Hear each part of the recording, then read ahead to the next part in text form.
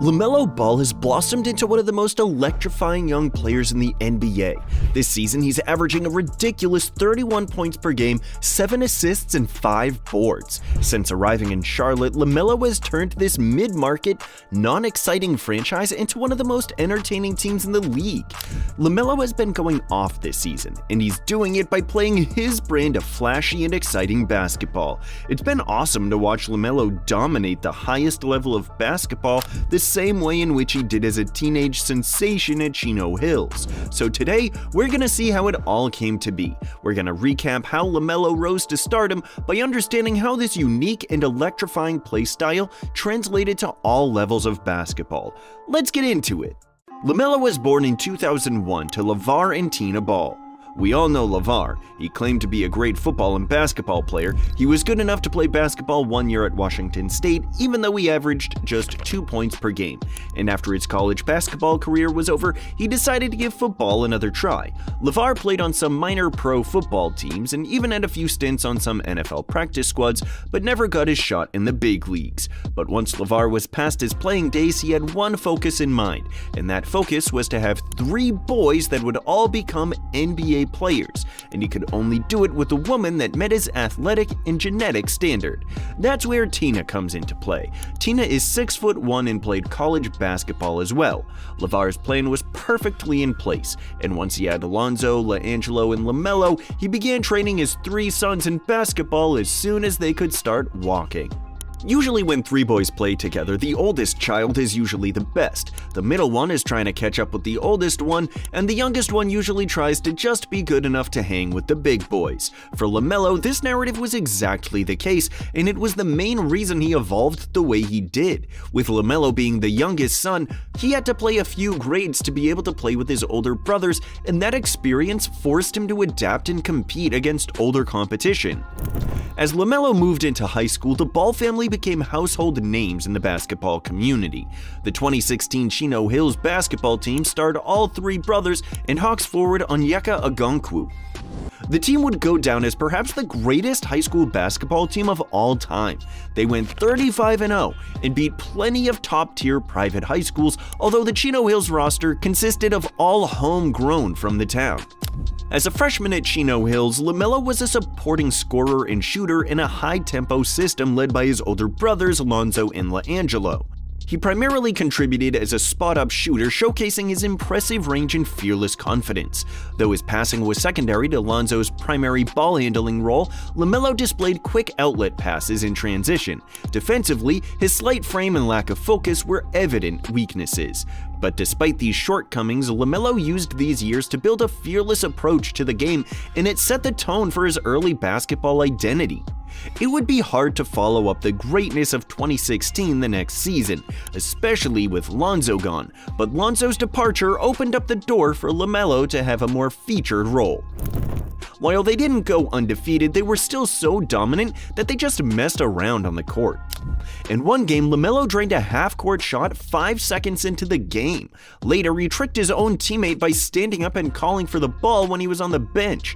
When his teammate passed it to him, he kicked the ball away and laughed. In another game, he scored 92 points in a game, mostly by cherry-picking. Despite all the trolling, it was clear that LaMelo had enormous potential. With Lonzo gone, LaMelo took over as Chino Hills' primary scorer and playmaker during his sophomore year. He dominated the offense, leading to highlight moments like his infamous 92-point game. While he showed an increased willingness to drive to the basket, his shot selection heavily leaned on deep three-pointers. His passing style evolved into a flashy but often inefficient mix of high-risk, high-reward decisions.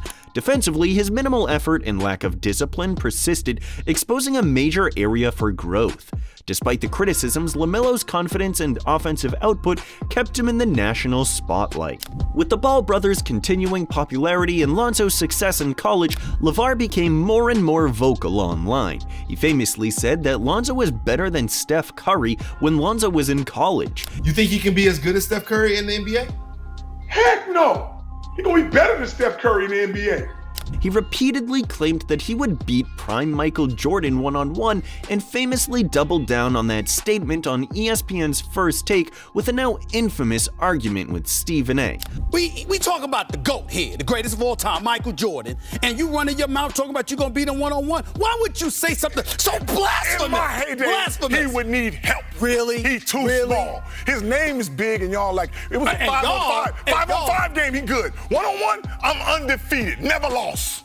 Will you stop it? Don't Never apologize lost on TV. one-on-one. That don't make any sense. Listen. Ain't nobody beat me in heyday one-on-one. LaVar started his own clothing brand, the Big Baller brand, and made signature shoes for all of his sons. Many criticized LaVar for using his son's talent as a marketing scheme for his new brand.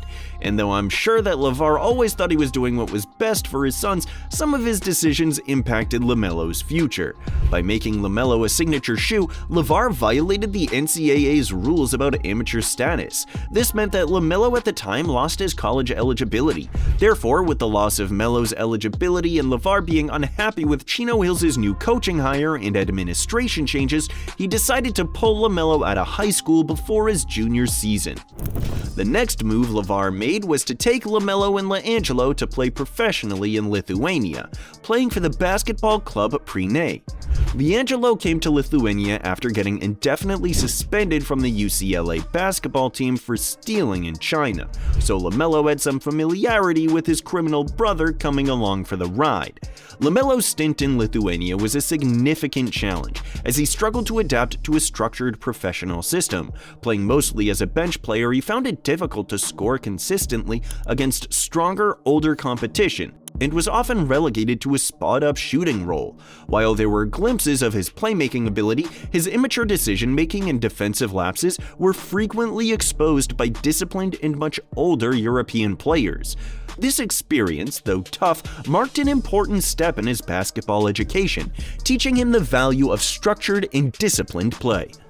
While LaMelo didn't shine much in the Baltics, he did gain a lot of experience playing pro ball at such a young age. Before the end of the season, LaVar pulled him off the team because he didn't think the coach was giving LaMelo enough minutes. Why are you not starting the boys? Nah, that ain't gonna work. Playing one at a time, it's just bull. LaMelo averaged 6.5 points per game in 12 minutes for Prine. This brief stint in Lithuania was the nail in the coffin for any hopes of Ball playing college hoops. Since he had gone pro, his amateur status was definitely gone, and it was a question of where he would play next. Later that year, another wonderful idea of LaVar's came to fruition: the Junior Basketball Association. Meant to be an alternative to college basketball, LaVar created the JBA to allow players to play professionally and be paid before they go to the NBA, and the face of this new league was none other than LaMelo. The JBA featured 8 teams from cities across the country. LaMelo was the star of the Los Angeles squad. LaMelo had a crazy season, averaging nearly 40 points, 15 rebounds, and 12 assists, and leading his team to the championship. Needless to say, the competition in this league was not great. While LaMelo is great, he should not be averaging a 40-point triple-double in a quote-unquote professional basketball league. As it turned out, this would be the one and only year of the JBA, as it has never scheduled another season. Many players in the league claimed they were never paid, and thus they threw away their chance to play college basketball for nothing. In the JBA, LaMelo was the star attraction, dominating a league created by his father, LaVar Ball. He carried the majority of the offensive workload, thriving against weaker competition. His scoring and flashy passes were on full display, particularly in transition, where he shined as a playmaker. However, his defensive effort remained minimal, as the competition level allowed him to focus almost entirely on offense. The JBA served as a confidence-building period, allowing LaMelo to showcase his creativity and regain momentum after his struggles in Lithuania. After the JBA, LaMelo returned to high school for his senior year. He showcased a more mature and polished version of his game at Spire, becoming a true team leader. This period marked a significant turning point in his development, as he blended in his trademark flair with a newfound sense of control, purpose, and overall maturity in his game. Offensively, LaMelo maintained his ability to hit deep, NBA-range three-pointers but balanced it with an increased willingness to drive to the rim. His improved body control and creativity around the basket made him a more versatile scorer, capable of attacking defenses in multiple ways.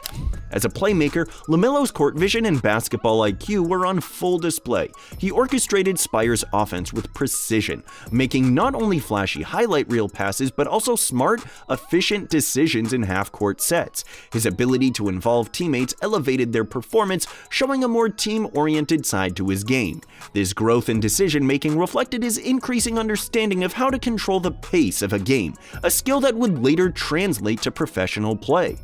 On the defensive end, LaMelo still had noticeable lapses in effort and focus, but his physical growth and improved instincts started to make an impact. Standing at 6'7" with an even longer wingspan, he began to use his length more effectively to disrupt passing lanes and contest shots. While he wasn't yet a lockdown defender, his improved defensive presence hinted at his potential on that side of the ball. Perhaps the most notable aspect of his time at Spire was his leadership and maturity. Having already experienced professional basketball overseas, LaMelo brought a level of experience and confidence that set him apart from most high school players. He became the centerpiece of a nationally recognized team and consistently performed under pressure against top competition. His ability to blend individual brilliance with team success showed his evolution into a more complete player, silencing some critics who had questioned his maturity and commitment to the game. By the end of his senior year, LaMelo's performances at Spire solidified his reputation as one of the top prospects in the world.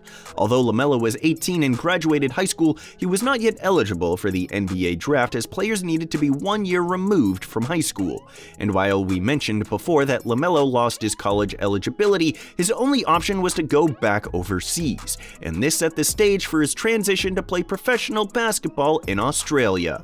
LaMelo would sign with the Illawarra Hawks in Australia's NBL. The NBL was a transformative chapter in Melo's career, and it solidified his status as a top NBA prospect.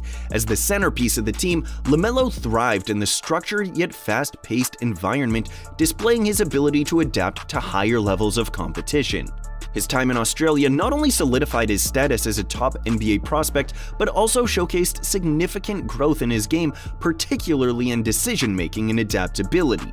Offensively, LaMelo displayed his electric and exciting brand of basketball, but demonstrated a level of maturity behind it. He was extremely versatile and demonstrated the ability to score at all three levels. While his jump shot remained inconsistent at times, he compensated with an improved ability to attack the rim, using his size, agility, and creativity to finish through contact.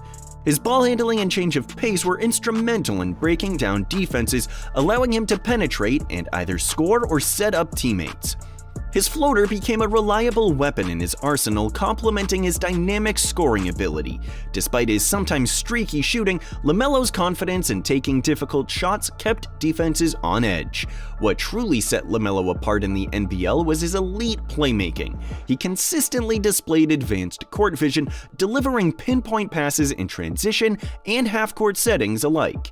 Whether threading no-look assists through tight windows or orchestrating pick and rolls with poise, LaMelo's ability to elevate his teammates was evident. His decision-making, while not flawless, showed marked improvement as he learned to balance his penchant for flashy plays with a more disciplined approach.